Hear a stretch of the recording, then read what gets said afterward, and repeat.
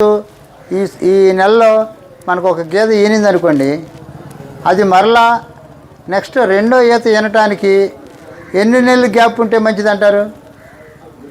ఒకసారి ఈనింది మళ్ళా ఈనాలి అంటే ఎన్ని నెలలు గ్యాప్ ఉండాలా?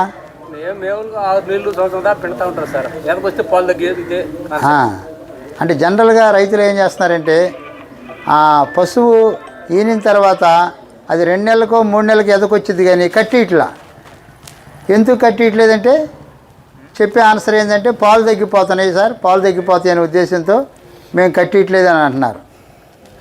అట్లా వదిలేసినందువలన మనకు చాలా ఇబ్బందికరంగా అది నష్టంగా జరిగే అవకాశాలు ఉన్నాయి.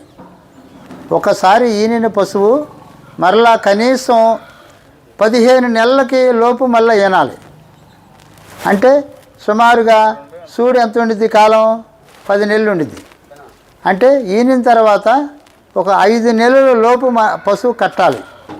అలా కట్టేటట్టుగా మనం చూసుకుంటే ఆ పశువు ద్వారా మనం ఎక్కువ దూడలను తీసుకోవడమే కాకుండా మనకి పాల ఉత్పత్తి కూడా ఎక్కువగా వచ్చింది అనమాట. అంటే ఎక్కువ పాలు ఇచ్చే సమయం మనకు ఉండిద్ది అనమాట. పశువు ఈనిన తర్వాత ఒక 5-6 నెలలు బాగా పాలు ఇచ్చిద్ది, ఆ తర్వాత తగ్గిపోతాయి.